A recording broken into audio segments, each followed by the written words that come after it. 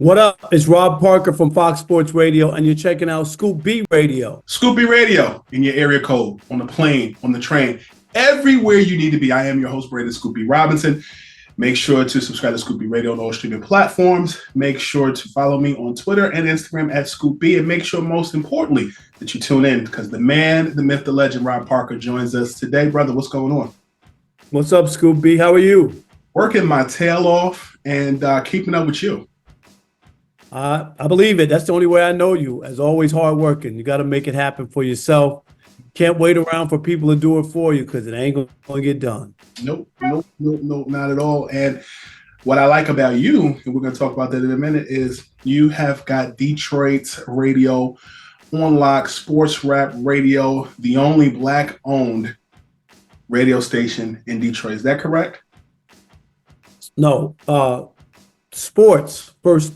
All sports, Black-owned radio station in the country. So Black-owned, and all our hosts are Black. And it is the first, what we're dubbing the first all-Black sports talk radio station. I like it. You partnered with BJ Armstrong, the legend from the Chicago Bulls turned agent. How did this all come about? It's been a while. Like BJ and I have had conversations for years about doing something together. First, we talked about maybe starting a sports network.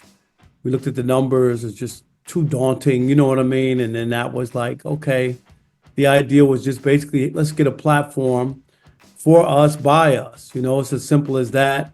Not too many groups of people have other people talk, you know, their story, except for us. Mm-hmm. So we needed to correct that.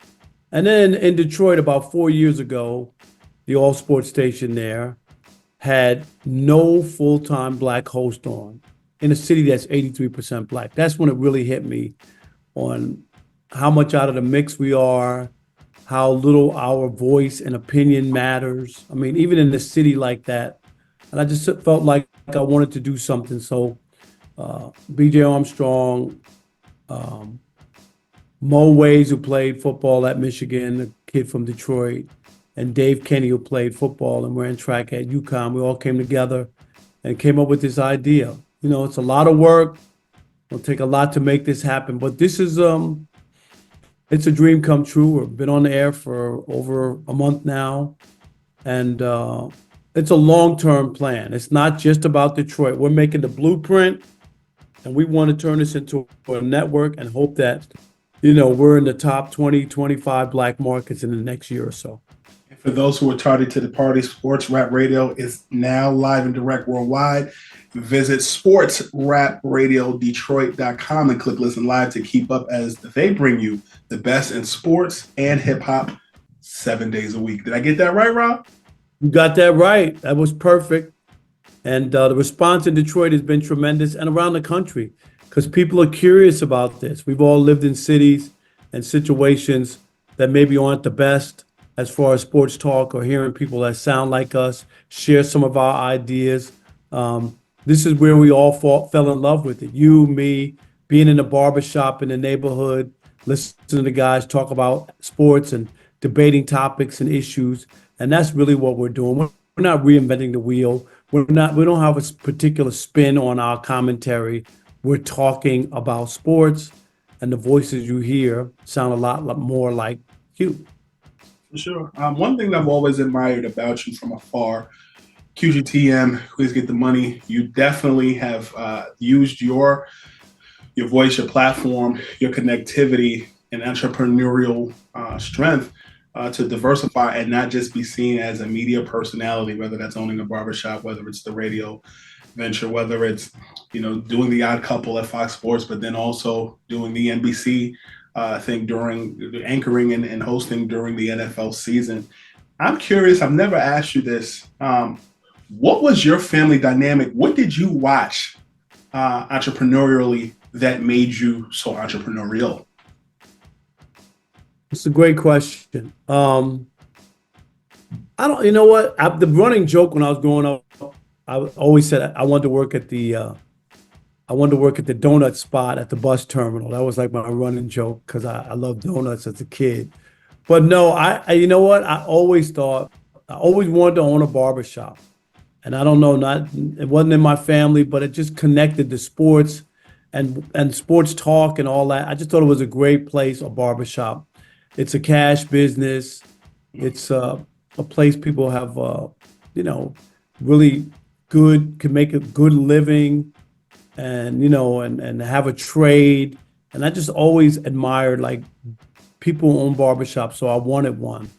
But I've always been this guy who always wanted to try to own my own stuff, do my own thing. I don't even know if you know this story, but I started an all sports newspaper in high school. I was 16 years old, 1980, and the school paper took too long to come out.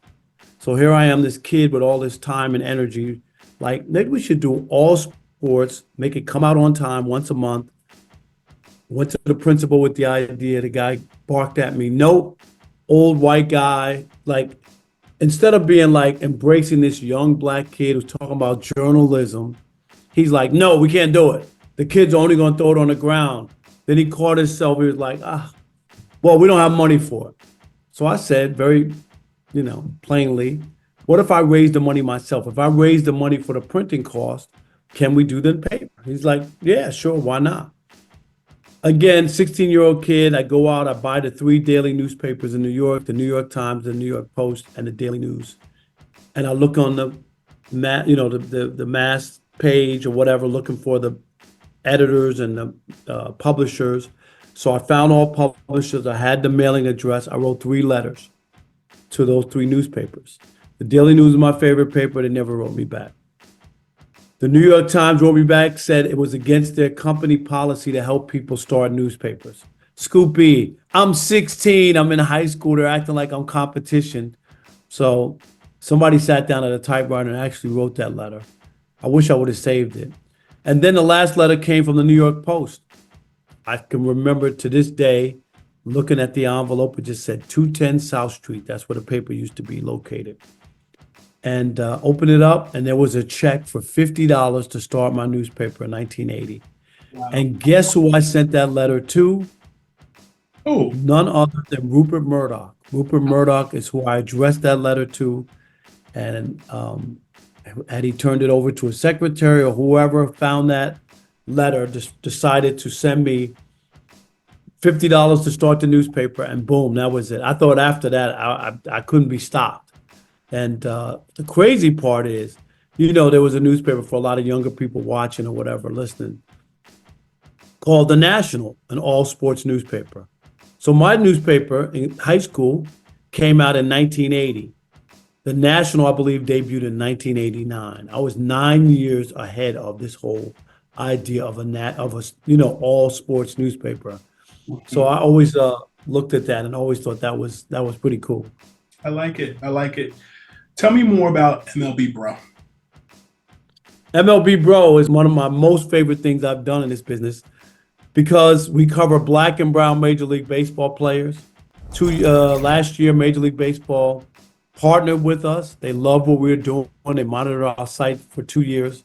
And we started with 14 people, and now we're up to 80, all over the country. A lot of people. I got so many emails from young brothers and sisters in college who said, hey, Rob, can you teach me how to cover baseball?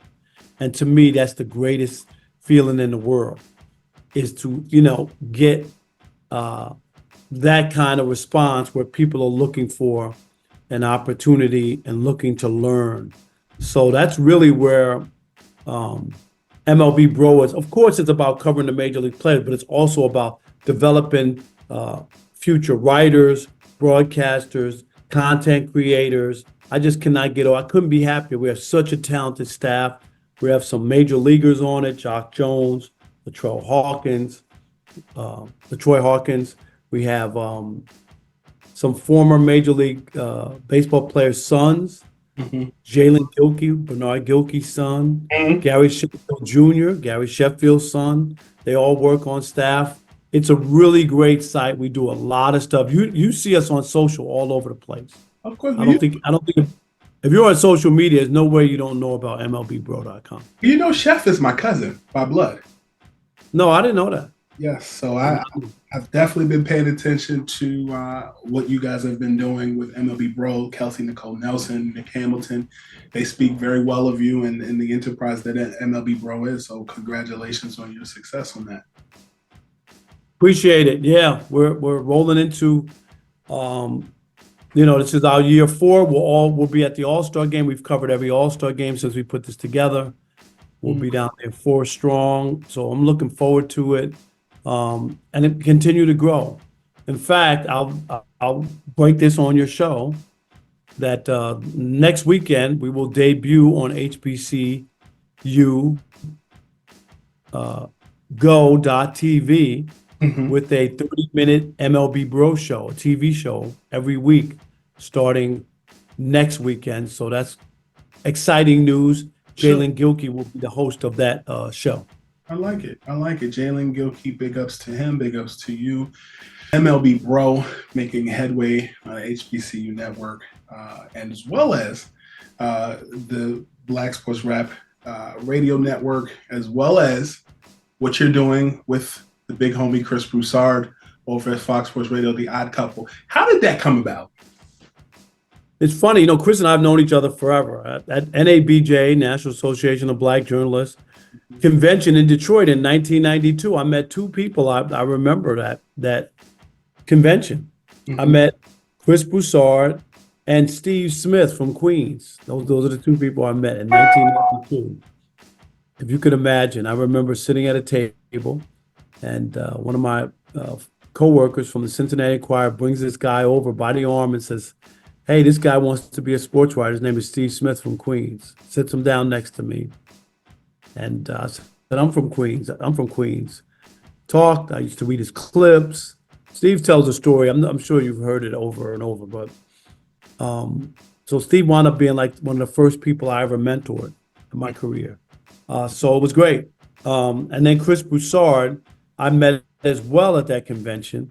And then, about 8 years ago, our boss, Don Martin, and Scott Shapiro's, our 2 bosses, Chris and I did a podcast together. Chris had a basketball podcast. We did it together. And Don Martin heard it and was like, we got a mistake. We've made a mistake here. We're like, what are you talking about? You guys should be on together. We had separate radio shows. I was on Saturday with a guy named Mark Willard, and Chris was on with Mark Willard on Sunday. So we were separated. Right. He said, you guys don't need to be separate. Y'all need to be together.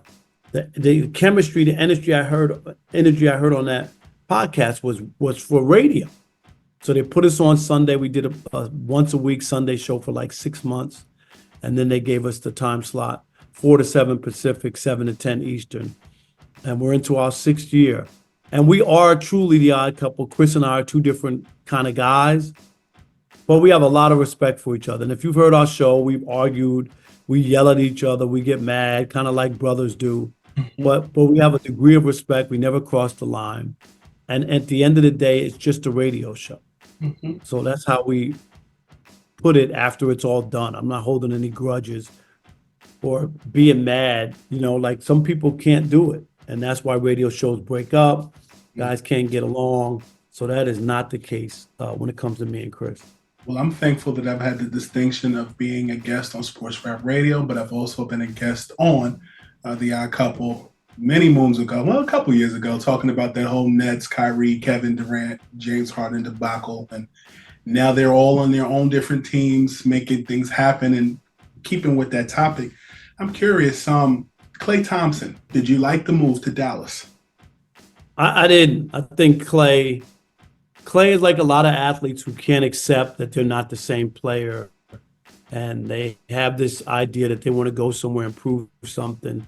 They had something special in Golden State. Those guys probably should come in together. They should probably retire together and go out like that. But Klay is not unlike a lot of guys who thinks that he's going to show them and go to Dallas and help them win a championship, which is fine. I think Klay's not the same guy, and ego gets in the way. I think Golden State offered him 2 years, $48 million before the start of last season. Took a 3-year, $50 million deal.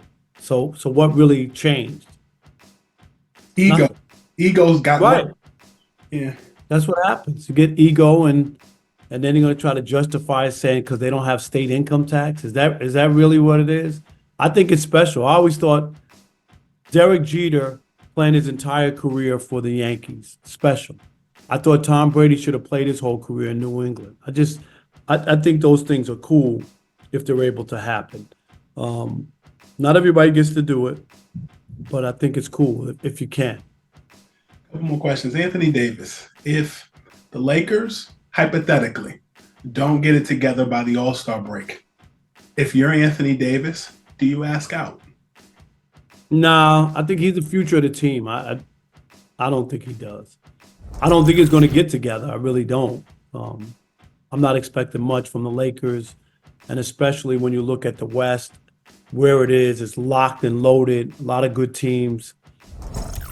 Just too much change, too many changes of coaching. JJ Redick could wind up being Jeff Saturday. We don't even know. You know what I mean? Right. So it could be a disaster. And then the dynamic with Bronny, how does that fit in? LeBron forcing him into the lineup, and minutes, and how do his teammates react?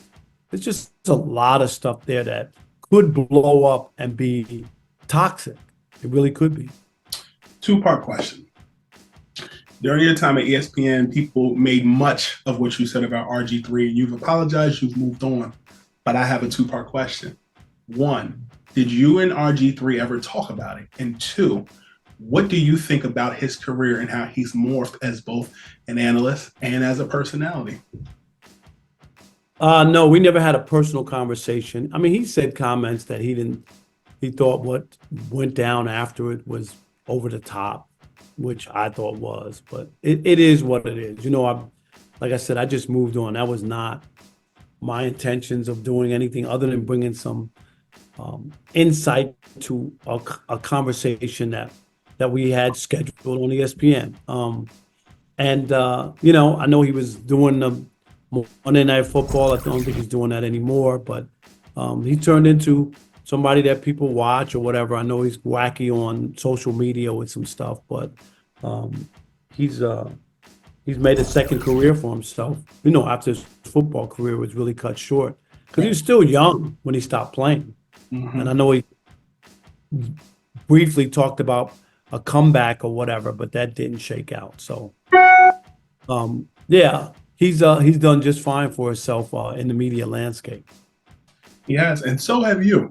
Sports Rap Radio, NBC, MLB Bro, and as well as your daily show with Chris Broussard, the Odd Couple, on Fox Sports Radio. When do you sleep?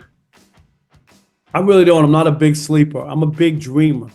Like that. So if you're a big dreamer in life and a big doer, there's not a lot of time for sleep. I got to admit, I live in LA. I wake up 5 o'clock in the morning. People think I'm crazy. People on social media, and they're like, it's 5 a.m. in LA. What are you doing? And you know what? I feel blessed because I feel like I have too many great things going on in life to sleep. I can't wake up. I can't wait to wake up every day and see what life has in store for me. That's really why I'm up early every day. I feel like there's things to accomplish, goals to accomplish, fun to be had, friends to share moments with. That's where I'm at in life. So that's why I'm up. I'm not up because I'm fretting or can't sleep because I have nightmares. No, I enjoy life so much. I don't know if you know, I've been to all 7 continents. Here's a brother from Jamaica, Queens, who've been to Antarctica, traveled the world. I've done everything that I wanted to do, basically. So I feel pretty blessed, and I'm just looking to continue to live a fulfilling, fun life and try to accomplish as much. And the other part, and as you know, is to set up other people as much as I can moving forward. That's what Sports Rap Radio is. That's what MLB Bro is. Those are the things that are very, very special. My career is great. Got inducted to the NABJ Hall of Fame. I'm so thrilled to be honored by your own people and peers. Love it. But my biggest accomplishment will be seeing these things blossom to even bigger Imagine the sports rap radio network where we're in the top 25 black markets and we open up 100 or 150 new jobs of black brothers and sisters talking sports on the radio. I think that's what I want to do. That's my goal. That's my dream. I like it. Brother, you've been a wealth of knowledge, and you're off the hot seat. Thank you so much for your time. Scoopy, I appreciate it. Keep working hard. Keep doing your thing, man. You know that. I love it. Appreciate you.